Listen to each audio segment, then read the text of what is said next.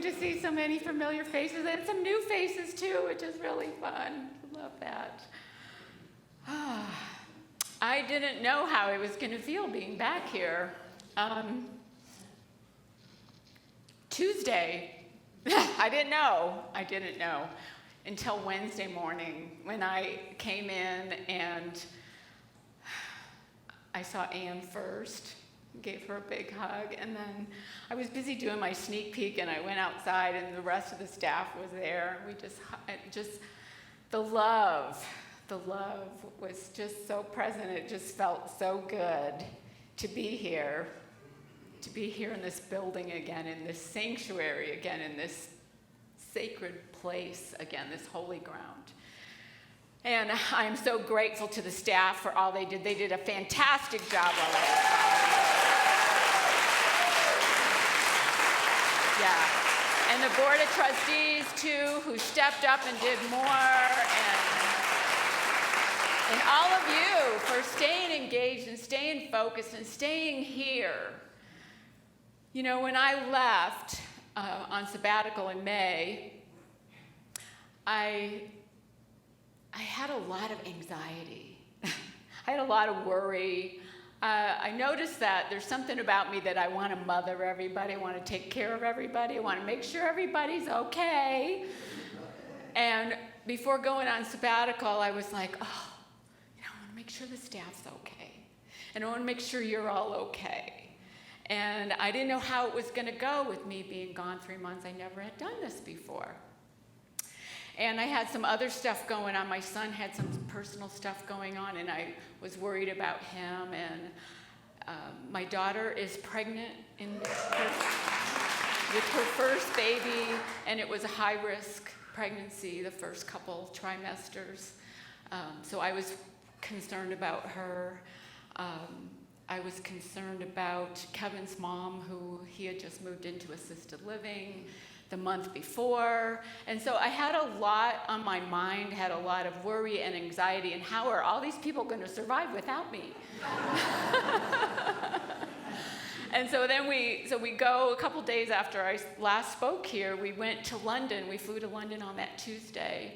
And we get there, and we're staying in this little flat, and it might have been the next day, Kevin gets sick. And I was angry. Angry, very angry. You know, not at him, well, kind of at him for getting sick, but at the situation. Like, what? You know, all this planning, and we're finally here, and he's sick. So I had to work on that. I had to work on the anger, the anxiety, the worry, and every day I look at my Apple Watch. I'm kind of addicted to my Apple Watch, but it would say, your day is clear. I'm like, my day may be clear, but my mind is not clear. It's anything but clear. And when we are clear, then we can see better, right? On a clear day, you can see forever, right? That song, I wasn't clear on why I was angry and why I was worried about so many things and so many people who can take care of themselves, thank you. All of you can. And so I needed to work on that. It took me a whole month before I really felt relaxed. I needed to unwind. I hid out in Hyde Park quite a bit, running and walking and spending time questioning and spending a lot of time forgiving and blessing, because what I realized as I started thinking about why am I so angry, I was playing some old stories in my head, and we do that as human beings. And so I needed to bless and let go and release and forgive and a big, huge dose of self-love, because I was feeling very guilty that I get to do this. How many people get to have 3 months off from work and travel to Europe for 6 weeks? I felt very blessed and guilty. And so it needed a lot of self-love. I needed a lot of self-love to be able to receive it, to really relax and enjoy it. And so as I was working through that process, I decided and I realized that I needed to show up differently. When I come back, I knew this, when I come back, everything's gonna pretty much be the same. Like, you know, people have stuff. We all have stuff. We have issues, we have stuff. And I can't expect all of you to change and be perfect for me to feel okay. Just not gonna work. I needed to show up differently. I needed to love myself enough to show up differently. And so I caught myself, right? Came back to work Wednesday. Wednesday and Thursday were great here in the office. Friday, my daughter texts me, and I haven't seen her since the 4th of July because she had COVID, pregnant and COVID, when we got back from Breckenridge. We went and spent a month in Breckenridge. Anyway, she said, can we get together for dinner tonight? And I heard myself say this, and I said it anyway. Oh no, we have a concert on Saturday. I have to work on my talk on Friday. I don't know, that might go all into the night. I can't possibly. That was the old me. I texted her back that afternoon and said, let's do dinner. If I said, I'm gonna show up different, I have to show up different. I have to show up different. And so she and her husband came over, and we had a lovely dinner, and I didn't worry about the talk. The talk will be the talk. The talk is here. Yeah. So we are always invited to show up differently, to show up as our best selves, to show up as our higher selves, our deeper self, to show up as our fun, playful selves, which I learned on sabbatical. Have a different perspective. And we don't have that if we're not clear. If our mind is full of stuff and we're playing old stories, which is very human to do, and playing all those old tapes, we can't show up differently. We can't love ourselves enough because we're stuck in that tape that's going round and round in a loop. And it's funny because I love that we had the Beatles this morning, because the Beatles did just that. They changed the world. They changed the world musically, culturally, spiritually. There's an article it used to be called Unity Magazine, now it's called Spirituality and Health. And there's an article in the last issue about the Beatles and how they brought meditation to the West. By them going to India, and George Harrison led the way, they made it popular. They made it okay. They made it good for us to all look within ourselves. They were on top of the world, right? They had everything they could have wanted materially, in the worldly goods. But they were looking deep within, and yeah, they experiment with drugs a little bit. But they looked within themselves with meditation. And they made it cool. And they wrote their own music. First, singers did not do that before them. They wrote their own music. They changed the music world. All these new bands started coming after them. And then we watched a documentary this week on how the Beatles changed the world. It's fantastic. It's on Prime if you want to check it out. It's from 2017, but really good. If you want to understand the 60s, just follow the Beatles' music and their progression. At the end of the movie, one of the narrators says this, that John Lennon said something along these lines: we were not leaders of the world. We were simply the guys on the mast saying, "Land ahoy." We wanted everyone to see what we were seeing. And how do you see it if you're not clear? You have to be clear. You have to clear your mind on a regular basis. It has to be a practice. And so maybe they saw the changes that need to happen. Maybe they saw where the momentum was going. I don't know, but they saw something and they changed the world.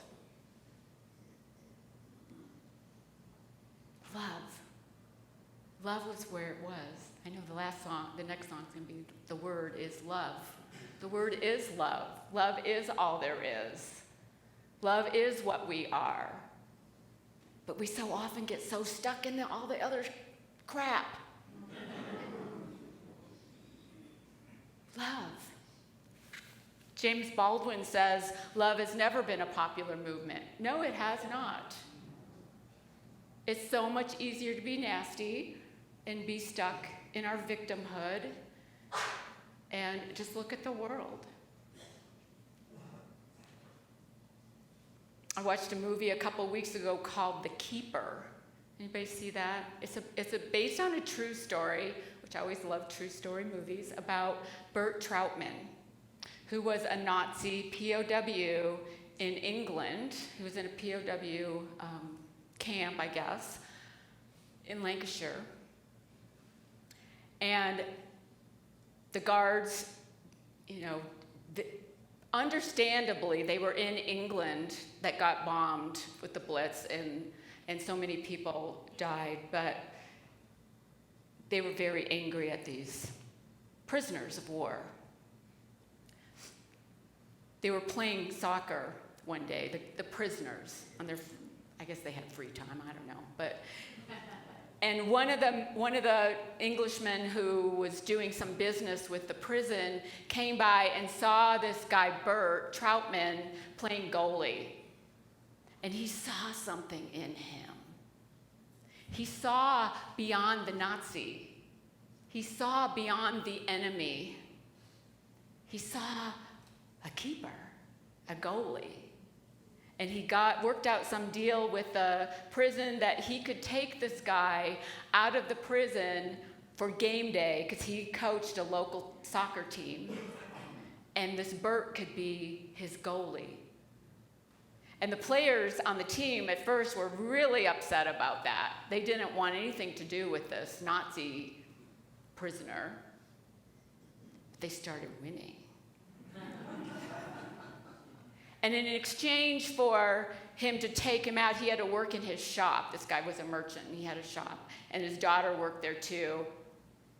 And she wanted nothing to do with him. She was angry that her dad brought this guy to their family, to their business.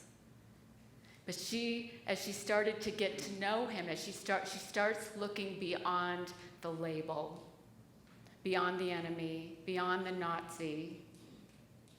She sees how kind he treats her little sister, how respectful he is to her dad. She sees beyond the label. And then he gets on a team in Manchester City, professional team. And again, his teammates don't want anything to do with him. The city is mad that they hired this Nazi. It took a rabbi writing a letter to the local newspaper to say, if I can forgive him, you can forgive him. And they were winning and winning and winning, and that helped. But I love that story because so often that's all we see. We see someone different than us. We're not clear. We see an enemy. We see an other. We see somebody that we're labeling in a certain way, and that's not who they really are. There's a quote, there's a scripture in the Gospel according to Mary Magdalene that says, "You mistook the garment I wore for my true self." How many times do we just look at the outside of someone and not see the true self? How many times do we do that to ourselves? I did that to myself the first month of sabbatical. I saw this person that I judged as being unworthy, as being guilty, as being someone that didn't deserve to be on a 3-month sabbatical. I mistook this outer garment as the true self, which is only love, always love. The love that's within us is our true self. That love's presence is always there. And we just have to let your day be clear. And I understand a lot of people do not have a clear day, a day without responsibilities, without things to do, let alone 3 months of it. 3 months, your day is clear. Okay, better do some clearing work. But we can take a moment. I went on a retreat, Mary Magdalene retreat at the Omega Center in Rhinesbeck, New York in July. It was amazing. And I didn't even appreciate it enough during the time I was there. It was after I left and I was reflecting and working with the material that it really sunk in. It's about love. Love's presence, always there. And so if you've been in one of the retreats I facilitated the last few years, we do a red thread. And so this retreat was a red thread. Again, Mary Magdalene retreat. It was facilitated by Megan Watterson, who wrote Mary Magdalene Revealed. And she was fantastic. And the red thread goes on the left wrist, where your heart is, as a reminder that you can always return to that love. Always return to that within you. That love is always there. So I had to work on that. I had to allow myself that, to clear. When you're clear, you see better. You see the bigger picture. And we can make love a popular movement, at least here. Make it popular. See the true self beyond the outer garment. Megan Watterson said at the retreat, which I just love this, a lot of times what we do in our lives is we're so hard on ourselves because we compare our worst parts to someone else's best parts. And we expect ourselves to be in bloom all the time, to be our perfect self all the time. And that's not the human part of us at all. I mean, it's the human part to expect it. It's not the human part that we are that. And she said, we want to be in bloom all the time, but nowhere in nature does that prove to be true. Look at everything in nature. Nothing is always in bloom. There's always a season. There's always a time for the bloom and the bud and the withering on the vine and the dormancy. Always.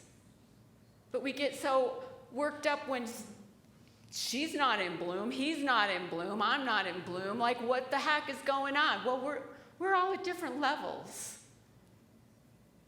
And we need to let that be okay. And accept our humanness. You know, we are meant as human beings to come into this world and experience all this stuff. The angst, the anger, the fear, the anxiety, the worry, it's all part of our human experience. But we want to push it away instead of bringing love to it. That's the invitation. Bring love to those feelings. They're there to inform. The anger was there to inform me that I'm playing some old records, that they've served their purpose. It's time for them to move on. Forgive them.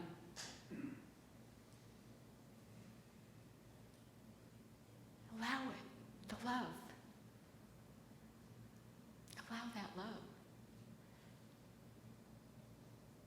We're not always in bloom. Bring love to those feelings when you find them, when you see yourself feeling them, when you're not clear. We went to a concert at the Dillon Amphitheater and saw Jason Mraz, who I adore. And we need to have a Jason Mraz Day, just saying, guys. I don't know if y'all know his music, but his lyrics, most songs could be a talk in themselves. Most of his songs, they're so positive. And he got on stage and he talked about, he said, people always ask him, why are you so positive? Because his lyrics are so uplifting and positive and deep. And he said when he was in high school, a friend of his got diagnosed with cancer. And he thought, why him? Why not me? Why did I get so lucky? Why did I hit the jackpot and I'm healthy and my friend is not? And so in moments like that, when it's either someone we care about or it's ourselves, we have a choice. What story are we going to tell? How are we going to show up with that news? And he decided in that moment that he was going to be positive, that he was going to bring an uplifting message to the world with his music. And he does. He's got so many great songs. One of the ones I especially love is called 93 Million Miles. And in that song, he talks about how the difference between the light of the sun, which is so beautiful, and the darkness of the night, which is also beautiful in its own way. And it's kind of like the divine and humanity of us. He says the sun, he says that his mother said to him, you're gonna go far. If you get it right, you will love where you are. But you can always come back home. And then he talks about the night, that the dark, the absence of light is necessary. It is part of our lives. The darkness is part of our lives. And accept that. And bring love to all of it. And we can always come back home. We can always turn within and find that love. And when we're clear, our hearts are full of love. Because it's not clogged and smoked over by all that other stuff that sits in there and festers and, tries to find people that feel the same way. And your day is clear. This moment can be clear. And you can always come back home. And I feel home here. I feel like I've come home, and it feels so great to be here. And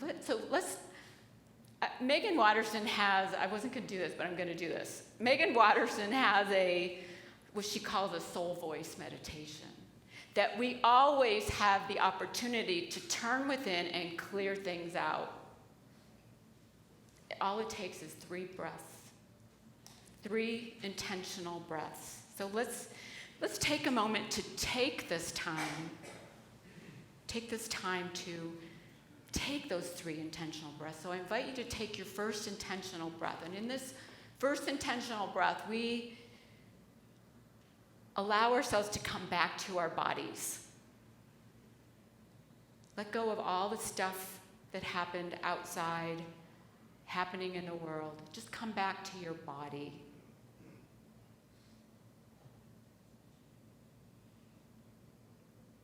And with a second intentional breath, take a deep breath and allow yourself to feel the love that is present. Because love is present. Love is always present. It's just our awareness of it isn't always awake.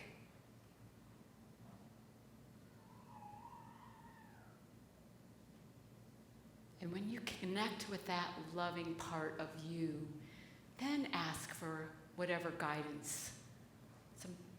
Something's going on that you need help with. Maybe it's as simple as, what is mine to do today, in this moment?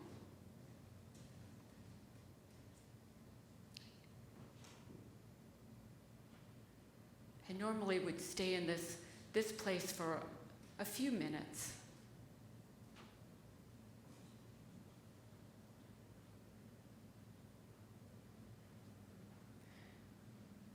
And if you got some guidance, great. And if not, you may get it later. But your third intentional breath is to come out of this meditation and return to the world, return to this present place with love. With love. We can do this anytime. I invite you to come back. As I see some eyes are still closed. Come on back.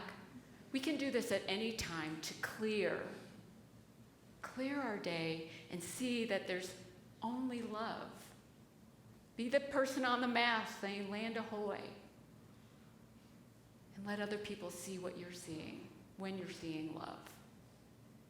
It's so great to be back with you all. Namaste. Peace be with you.